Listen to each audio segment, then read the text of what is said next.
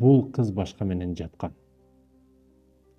Башка менен жаткан деген түшүнүк баланы кыйнай берет. Кайра мээсине оборот боло берет. Ошол нерсе бирдеке телефон чалса албай койсо эле, бир нерсе күмөндүү, шектүү болуп калса эле бул башка менен жүргөн, ошого чейин жаткан деген нерсе кайра башын жей берет. Сүйүүнүн эң биринчи ударларынан бири. Ошо никесиз, арам маселелерди кылып, сүйүшүп жүргөндөрдүн эң эле биринчи ою ушундай болот. Башка менен жаткан. Башка менен жүрөт. Мен бул жерде азап чегип жүрөмүн, кыйналып жүрөмүн, ал кенен парктарда семьясы менен ар жерде ойноп күлүп жүрөт. Бүгүн ошо девушка парень болуп зыяндарынан баштап атам атайын. Неге десеңиз, бактылуу болуп жүрө албайт бала. Кыз башкага тийип кетти.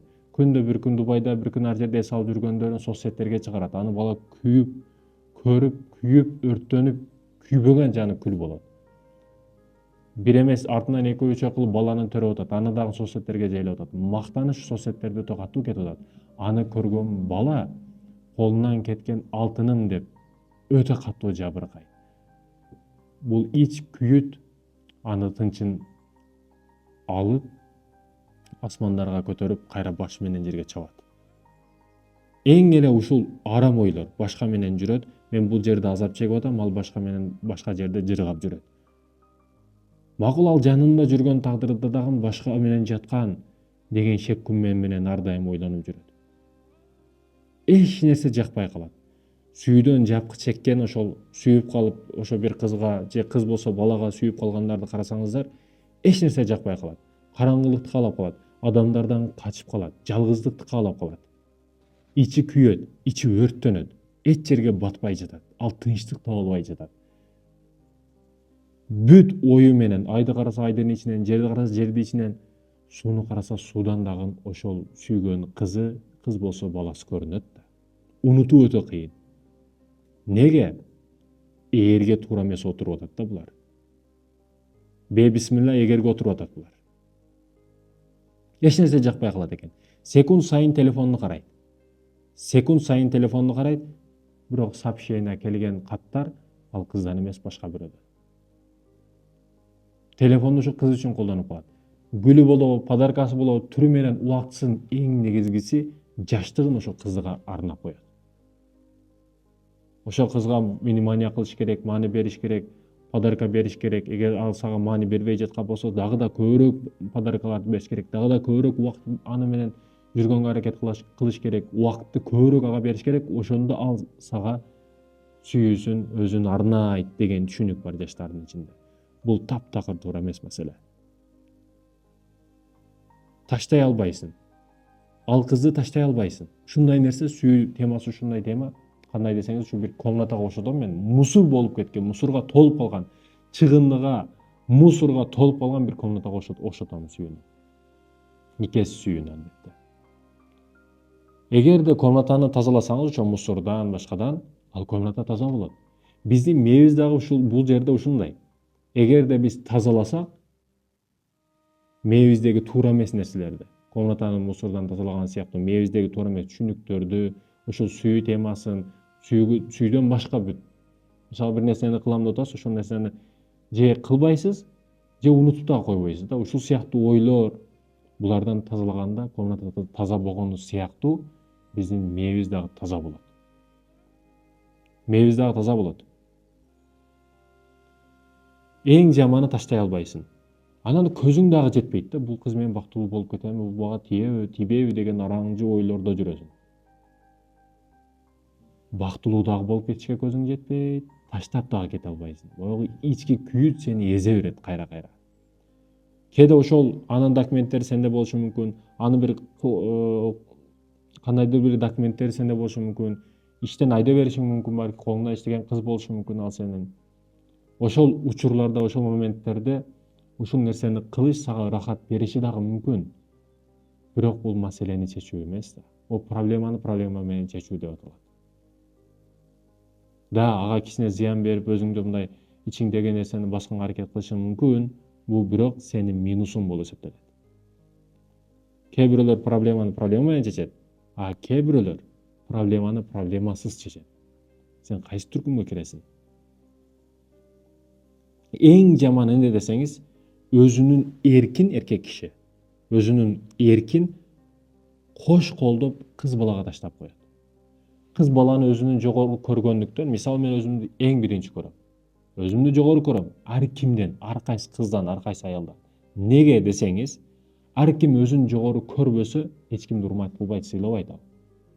Өзүн урматтабаган, өзүн сыйлабаган кимди урматтасын, сыйласын. Өзүңдү сүй.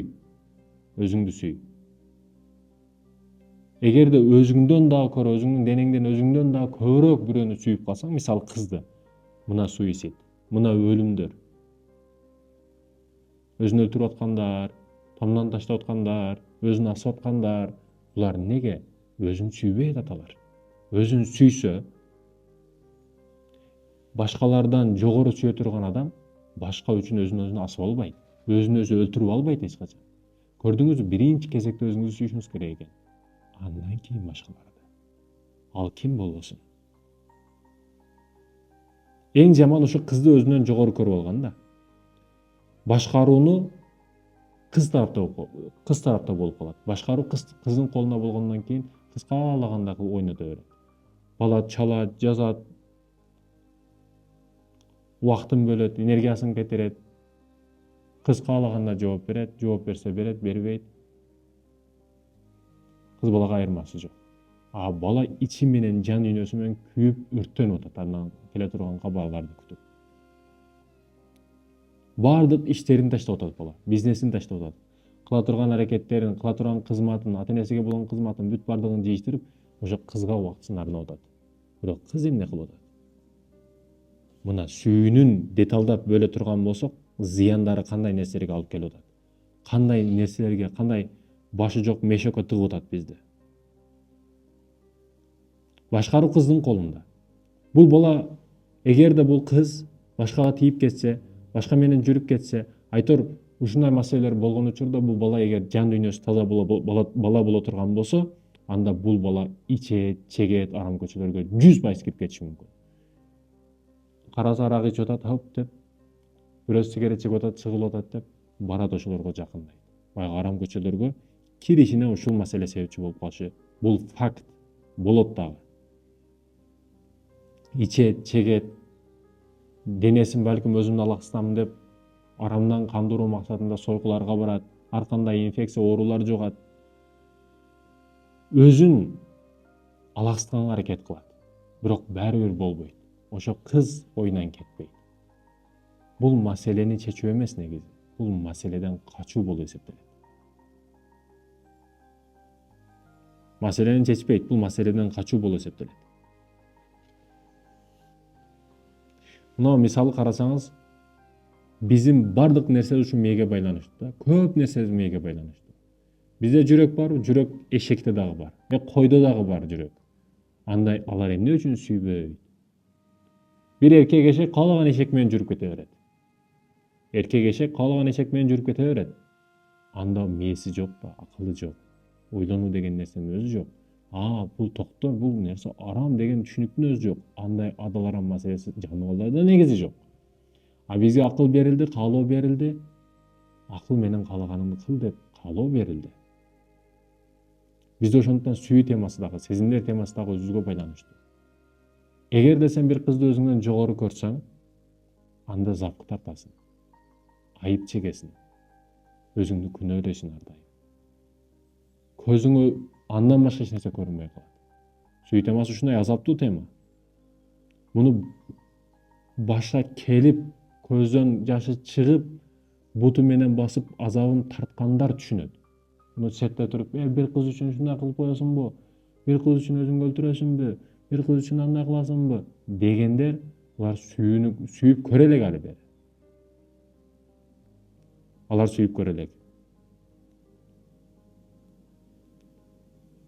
Эмнеге ушу жаныбарлар сүйбөйт деген маселеде? Жаныбарларда дагы жүрөгү бар. Жаныбарларда да көз кашы бар, сулуулугу бар, красавчиктери бар. Адамдар маселеси. Ал шахвани көздөрү менен сүйөт жаныбарлар бири-бирин. Адамчы түбөлүк бир болуу маселесинде. айырманы кайсыл жерге алып келип атам мекендештер? Адам көзү менен бир жолкулук үчүн бир эле постель маселесин ойлоп туруп, төшөк маселесин ойлоп туруп эмес, түбөлүк маселесин ойлоп. Бардык нерсе оюбузга байланыштуу да. Ал кызды унутуу өзүңө байланыштуу маселе. Өзүңдөн жогору көрбөйсүң. Мисалы, аны көрбөстөн мурда жашап келгенсиң. Ушундайлар айтат го, мен ал кызсыз жашай албайм дегендер бар. Адам абасыз жашай албайт. Адам нансыз жашай албайт. Адам суусуз жашай албайт. Адам адамсыз жашай берет 100%. Адам адамсыз 100% жашайт. Ал 100% керектүү нерсе деген эмес да. Мисалы, сүйгөнүнө жетип, ушунчалык бири-бирин катуу сүйүп, балалуу болбой калгандыгына байланыштуу ажырашып кеткендер толтура. Бири-бирин сүйүп калып, ери өлүп калып, анан аял башка тийип кеткендер толтура. Мисалы, эр катын сүйүп бири-бирин сүйлөшүп жүрүп, 20 жыл сүйлөшүп жүрүп үйлөндү дейли, мисалы үчүн. Үйлөнгөндөн кийин ушунчалык бири-бирин жакшы көрдү. Мисалы үчүн, ошо аялдын башына кырсык оору келип калды дагы, эркек киши 1 ай карайт, 2 ай карайт, баягы аял жаман, оорусу жаман, жакшы болбой турган болсо, акырын барып ата-энесине берип коюп, өзү башкага үйлөнүп кеткендер, булар толтура. Сүйүү алмашат экен, бул мээңе байланыштуу нерсе. Унутам десең, мисалы сен мээңе сүйүүгө уруксат бердиңби ал кызды, демек сен аны унутууга дагы уруксат беришиң керек. Качан сен уруксат бергениңде бул нерсе ишке ашат. Сен уруксат бербей атасың мээңе. Сүйгөнгө уруксат бергениң сыяктуу. Физически кыйноону, денеге болгон кыйноону өтө катуу беришиң керек. Эгер көңүлдөн, жүрөктөн эзилип атсаң, сыгылып атсаң, анда фитнес залга чык. Чурка, өзүңдү кыйна. Бир нерсе менен алаксышың керек. Сейилде бас. Бир караңгы комнатанын ичинде телефон менен, телевизор менен сигарет чегип бул маселени чечип болбойт. Өзүңдөн жогору көрбө эч кимди. Сүйүүгө уруксат бердиңби? Эми унутууга дагы уруксат бер, эгер ал кеткен болсо. Мен азыр кандай темада сүйлөшүп атат, бул арнекени сүйлөп атат деген дешиңиздер мүмкүн, бирок муну азыр түшүнгөндөр өтө жакшы түшүнүп атат. Башынан өткөндөр өтө жакшы түшүнүп атат. Менин мээримдеги ойлонгон нерсе менен бирдей кетип атат. Мен ошо сиздер мындайча айтканда мен элчимин да. Адамдарды карап, адамдардын ичиндеги жан дүйнөсүндөгү нерселерди сууруп алып туруп, кайра өзүмдүн бетиге айтып, мындайча айтканда лекарство, дары болом. Сүйүүгө уруксат бердиңби? Унутууга дагы уруксат бер. Эми мисалы ушундай сүйүүлөр болуп калды. Балким ушу арамдан болду, ушу сүйүүлөр, ар кандай жаман иштер болуп калды. Эми тооба кыл. Жакшына жолго түштүң. Мечиттен намазды калтырбай атасың. Имам исламга кызыгып атасың. Илимге кызыгып атасың. Бул жолго түшкөнүңдөн кийин жашооң туптамыр өзгөрүштү баштайт. Сүйүүнү таштаганыңдан кийинки, арам сүйүүдөн кечкенден кийинки эми бир канча пайдаларды айтам сага. Ар кандай оорулардан алыс болосуң. Эгерде мен мынтип карайм да, бир нерсе, бир эле адам келсе, баштан аяк карайм, бутунан чачыга чейин мени алдап кетпейби, сатып кетпейби, пайда береби, зыян береби. Эгер зыян бере турган болсо, мен андан алыс болом. Акмак менен дос болбош керек. Неге десеңиз, ал жакшылык кылам деп жамандык кылып атат да. Муну көп жолу көрдүк жашоодо. Жакшылык кылып атат, бирок өз жамандык кылып коюп бүттү да бул. Анын өзүнүн көз карашында жакшылык, бирок бизге жамандык. Ошондон акмак менен дос болбойм. Ар кандай зыяндарды алып келип атабы ал кыз, анын жашооңо неге киргизип атасың? Сенин убактыңды алып атса, жумушуңдан калтырып атса, өзүңдү өнүктүрүүдөн калтырып атса, сага бир дух бербесе, сага бир жолуңда жолдош болбой турган болсо, жалаң гана кайф, рахат, ляззат үчүн жүрө турган болсо, акчаң үчүн жүрө турган болсо, кийген пальтоң, костюмчуң үчүн, минген машинаң, жашаган үйүң үчүн жүрө турган болсо, андай кыздын эмне кереги бар сага? Мындайда толтура. Акчасы барда жанында, акчасы жокто тяншандын чоксунда. Ар кандай оорулардан алыс болсун, эгерде сүйгөнүңдөн, ошо арам сүйүүлөрдөн кача турган болсоң. Себеби ошол нерсе сенин адамдын оюга байланыштуу. Оорулардын 80% ушу ашказанга байланыштуу, жеген нерсеге, калганы 20 ушу мээге байланыштуу. Мээ кайра уланып берет, ушу кызды эзет, стресс, депрессия, караңгы комната, Буну түшүнгөн түшүнөт, башынан өткөндөр билет. Ар кандай оорулардан алыс болосуң, ар кандай жаман ойлордон алыс болосуң. Көп акча таап иштериң жүрүшө баштайт. Көп акча таап баштайсың чындыгында. Сен мурда акчаңды ушуга берет элең, ушу убактың ушуга кетет эле, ошондуктан сенин иштериң бүт аркага кеткен да. Эми андан кутулдуң, Кудайыма шүгүр, иштериң дагы бүт жакшы боло баштады, акчаң дагы жакшы таба баштадың. Эгер семьяң боло турган болсо, семьяңа көбүрөөк убакыт бөлө баштадың, ата энеңе кызмат кыла баштадың, айтор бүт бардыгы өзгөчө. Кээ бирөөлөргө ушул жерде айтып койбосом болбойт. Ошо айылдан келет, Оштон, Баткенден, Ысык көлдөн келишет дагы Бишкекке. Келгенден кийин ата энесине бир кызмат кылган эмес. Ата энесине бир жакшыраак баягы кулакка такмай сөйкө, шакек алып берген эмес. Бирок бул жерде девушкам деп өзү иштеп чогултуп, ата энеге берүүдөн мурда девушкасына бергендер ойлонгула. Ата энесин бир чайканага алып кирип жөнөкөй чай алып бербегендер, бул жерге девушкаңарды өтө күчтүү ресторанга алып киргенге уялгыла.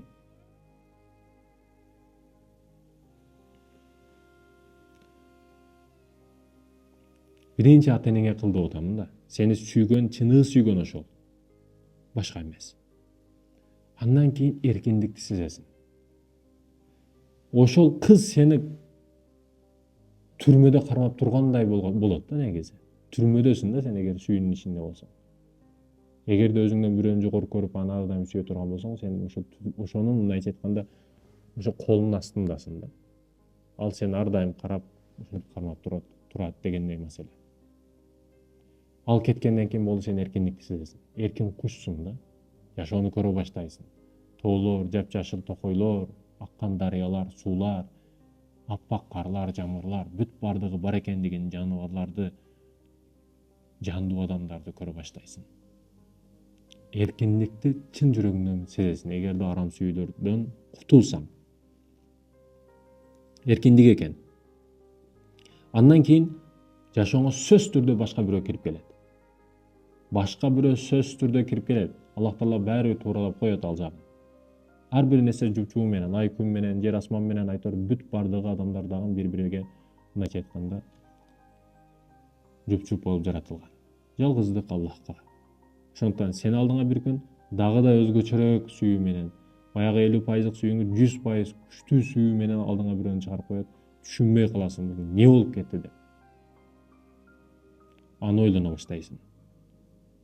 Балким ошо арам сүйүүлөрдөгү девушкаңды ойлоп, ошо кызды ойлоп жүрүп, ошондуктан бүгүн анын сен жашооңо башка бирөө кирип келбей атат.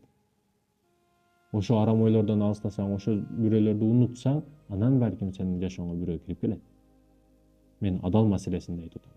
Ак нике маселесинде айтып атам.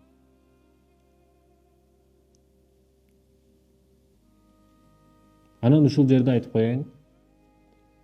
Ким кандай болсо ошондой туура келет.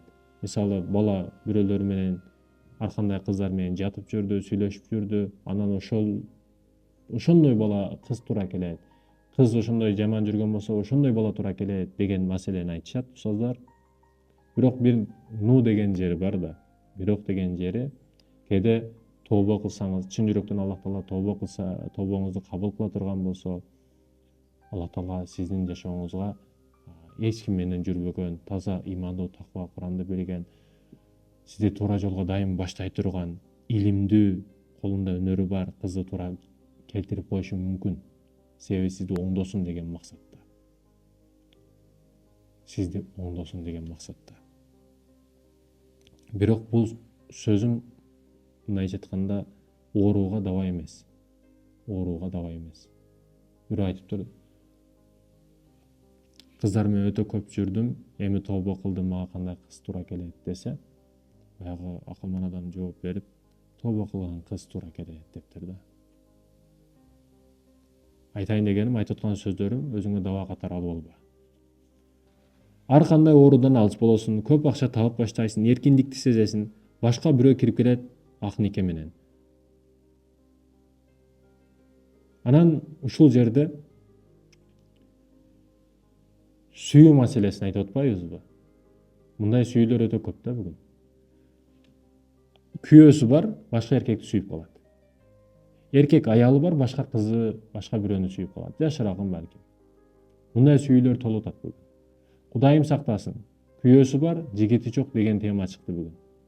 Күйөөң болуш керек, андан сырткары жигитиң дагы болуш керек деген көз караштагы, арам көз караштагы адамдар дагы толуп атат бүгүн. Убакыт өткөзүш үчүн, кээде кафеде сүйлөшүп отуруш үчүн жашыраак жигит табыш керек деген темалар дагы, арам маселелердеги темалар дагы өтө көп болуп атат. Мисалы бир эркек үй бүлөсү бар, семьясынан ажырады, бирөөнү сүйүп калды, көчөдөгү бирөөнү. Ага убакыт берет, акчасын кетирет, ал менен жүргөнгө аракет кылат. Ал каалагандай ойнотот баягы адамды. Ал билет сүйүп калгандыгынан пайдаланып атат андан. Ошол эркектен. Ал эркек келип аялын жамандайт, үй бүлөсүн жамандайт. Аялым андай дейт, жакшы мамиле кылбайт дейт, тамакты жаман кылат дейт.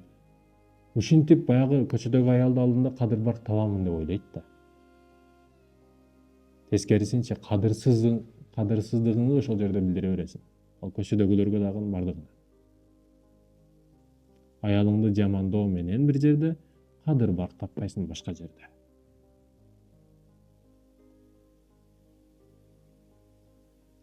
Арам сүйүүлөрдү токтотойлу. Арам сүйүүлөрдү токтотойлу мекендештер. Кыз жигит маселеси, баягы реклама жашоо сени алдап койбосун. Ошо киного баруулар, ошо кафелерде, ресторанда жыргап жүрүүлөр, баягыдакай игрушка, аюу-паюуларды берген учурлар, булар сени алдап койбосун. Бул реклама жашоо. Чыныгы жашоо башкача болот. Ушундай ударларды берет. Кызыгуу, сүйүү деген нерселер айнекти ачып туруп, терезени ачып ушундай качып кетет. Сен таппай каласың, бая кана биздин сүйүүбүз деп каласың. Арадан 10 жыл өтүп түшүнөсүң ошо кызга үйлөнбөгөнүң туура болгондугун. Арадан 20 жыл өтүп түшүнөсүң ошо балага турмушка чыкпаганың туура болгондугун. Аллах Табарак ва Таала тагдырыбызга жазган. Тандоо биздин колубузда. Кандай тандайбыз? Бизге байланыштуу маселе. Ошондуктан мекендештерим, урматтуу жаш жигиттер, бирөөгө жакынdoодон мурда эки жагыңа сара сепсиң. Бүгүн ишиңди кыл, өнүк, өс. Өзүңдү багытыңды тап, жолуңду тап. Паланчанын заводу бар, паланчанын бизнесмен бала десе ким кызын бербесин. Каалагандай сулуу кыз, мына спортсмендерге карасаңыз, бүт акылдуу, модель, жакшынакай кыздар турмушка чыгат, туурабы? Сен алардан не кем жериң бар? Ошондой экен өзүңдү үстүңдө иште, өзүңдү өнүктүр, өстүр. Паланча жерден келди. Өзүң келе электе сенин атың жетип келсин да. Өзүң келе электе сенин жытың жетип келсин ошол жерге. Ошондой күчтүү эркек бол. Ошондой күчтүү адам бол. Сөздүн аягында бир кыска нуска окуя менен сабакты бүтүрөбүз иншалла. Мусулман падышачылык бар экен. Өтө күчтүү экен да. Убагында болуп өткөн окуялардан падышачылык өтө күчтүү болуп, курал жарак маселесинде, аскер техника маселесинде бүт бардыгында өнүгүп өсүп кеттиптир да. Кошуна, андан алыс эмес кошуна өлкөлөрдүн биринде падыша өзүнүн атайын спец ошо разведчиктерин, күзөтчүлөрүн ушу мусулмандарга барып көрүп келгиле, билип келгиле, согуш ачуучулардын жерлери сонун жуда өнүгүп кетишти, өсүп кетишти. Булардын жерлерин басып алсак бизге өтө көлөмдүү байлык келет. Ошондуктан барып билип келгиле, жерлерин көрүп келгиле, кандай кылсак, не кылсак болот, кантип булардын жерин басып алсак болот деп өзүнүн агентин жиберет экен. Баягы күзөтчү келип, падышачылыкка кирбестен жаш балдарды ат үстүндө ушинтип жааларды атып тийгизип жүргөндөрүн көрөт экен. Ошол жерге келип бир жаш баланы ыйлап отурганын көрөт. 11-12 жаштагы жаш бала. Жаш баланын алдыга келип, улум кандайсың? Жакшы, рахмат. Неге ыйлап атасың десе, баягы бала карап туруп, азыр мен атты үстүнө жааттым. 4 окту аттым, 4 октун бирөөсү тийбей калды, үчөөсү тийди дейт экен. Бул жакшы го, үчөөсү тийип, бирөөсү эле тийбей калыптыр десе, баягы бала карап туруп, туура үчөөсү жакшы болушу мүмкүн, бирок бирөөсү жаман. Ошол аткан огум тийбей калгандыгы үчүн мусулман эмес кафыр же ошол дин душманы, ошол биздин душманыбыз менин арамда болгон досторумдан же жакындарымдан бирөөсүн өлтүрөт. Мен өлтүрбөй койгондугум үчүн ал мени өлтүрөт. Мага тиешелүү адамдарды өлтүрөт. Мен ошону ойлоп билип атам. Мен өз үстүмдө иштей албай атам. Өзүмдү өнүктүрө албагандыгым үчүн, сыздап ушул жерде отуруп калгандыгым үчүн ыйлап атамын. Кудайдан жардам сурап атамын. Аллахым мага ушул ар бир жаатта күч кубат берген деп ыйлап атамын дейт экен. Бул нерседен таасирленип, падышага кайра келип дароо маалыматты берет экен. Падышага кире элек, падышачылыкка жете электе бир айылдын четиндеги болгон окуяны айтып берип атат. Падыша окуяны угуп туруп, бул ислам үммөтүнүн, мусулмандардын мамлекетинин жаш баласы, айылдын четиндеги ушу жаш баласынын парасаты, акылы ушундай боло турган болсо, ою ушундай боло турган болсо, анда буларга согуш ачуунун кереги жок. Булар баары бизди жеңип коет дейт экен. Арадан бир канча жылдар өтөт. Мусулмандар ислам дининен алыстайт. Окубай коет, жатак болот, телефон чукулайт, телевизор чукулайт. Өзүнүн нафсинин кумарынын кулу болуп калат. Ошол учурда баягы падыша карап туруп агенттерин, күзөтчүлөрүн дагы жиберет экен. Барып билип келгилечи, кандай болуп атат мусулмандар. Бая келип, падышачылыкка жетпестен бир дарактын астында ыйлап аткан жигитти көрөт экен. 25-30 жаштагы жаш жигитти ыйлап отурганын көрөт экен. Жанага келип, жигит эмне ыйлап атасың десе, паланчы бай атанын кызыга жуучу койсом, сен кедей экенсиң деп кызын бербей койду, ошон үчүн ыйлап атамын дейт экен. Баягы сүйүнүп кетип кубанганынан келип падышачылыкка келип, падышам кеңири согуш ачсак болот буларга. Эркеги дагы катын болуп бүтүптүр булардын. Ал мамлекетте эркек жок, кеңири басып алабыз. Кыздарын кордоп, зордоп, кеңири алтын күмүшүн тартып өзүбүзгө мамлекет кылып кошо алабыз буларды жөнеле деп сүйүнүп барып мусулмандарды басып, чындап баягы ыйлап жаткан, кыз үчүн ыйлап жаткандар, эркектердин көзүнчө аялдардын зордоп, эжелерин зордоп, алтын күмүшүн тартып алып, мамлекеттен чыгып, ай сайын салык төлөй турган кылып, өзүнүн мындайча айтканда, как бир айылы кылып экен да. Окуядан алынуучу сабактар өтө көп. Жаш жигиттер бүгүн каяка кетип атасыңар? Кызга жалынба. Бир жолу ата энеңди бар, жуучу болуп барсың. Берсе берди, бербесе жок. Калоо болсо болду. Баягы өзбектер бир туугандар айтмакчы, зарыбыз бар, зорубуз жок.